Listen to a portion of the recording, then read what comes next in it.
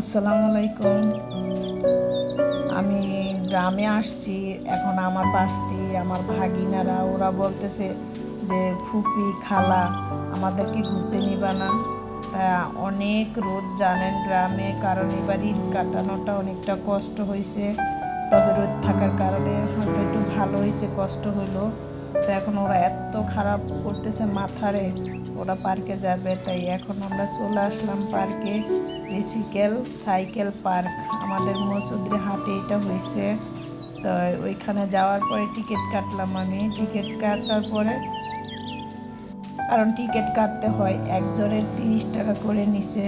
তা আমরা মানুষ ছিলাম 5 জন, 6 জনের টাকা নিছে।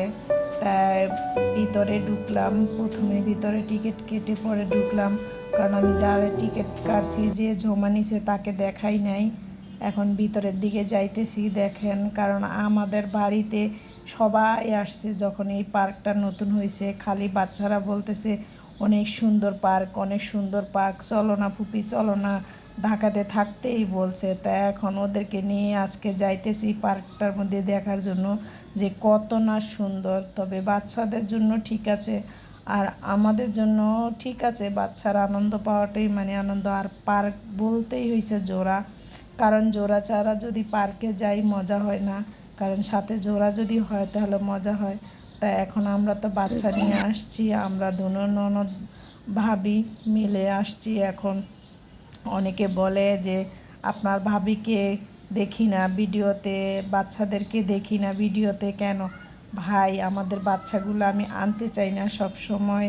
ওই 2টা মেয়ে আমার বাস্তি, 2টি আমার সাথে থাকে, ওদেরকে আনি। তাই পার্কে আসা মানে জোড়া, এই যে জোড়া দিয়ে বসে আছে। তা আমরা তো একা আসছি, তাই আমাদের কাছে ভাল লাগে নাই। কিন্তু জোড়া পাবো কোথায়? এখন তো আর জোড়ার পাওয়ার মতন বয়স নেই, অনেক দূরে থাকে। আর তা আমার ভাইয়ের বউরও জোড়া নাই, আমারও জোড়া নেই, আমরা সিঙ্গেল। তাই আমাদের পিছে একটা ছেলে লাগছিল। ছেলেটা লাগার পরে যখন দেখছি আমাদের বাচ্চা, আমি যখন আম্মু বলছি তখন ছেলেটা সইরা গেছে আমার দাঁড়ের থেকে। এখন ওদেরকে নিয়েই মানে মজা করতেছি, আনন্দ করতেছি। মেন যাওয়াটাই পার্কে ওদের জন্য, নুসাইবা আর আরিফার জন্য। সবাই জানেন এটা আমার বোনের মেয়ে, অনেক অনেক আদরের একটা মেয়ে। তাই আমার পাটা লোদায় গেছে। আর পার্কে আসাটা মানে শরীরের মধ্যে যত ধুলা আছে নেওয়াটা, কারণ এখানে বালু পুরাটা পাকা না, তার জন্য হাত পা ভরে যায়। এখন বালুয়ে আমার পাটা ভরে গেছে, তাই এখানে পুষ্কিনি আছে, হাতটা পাটা ধুয়ে নিলাম।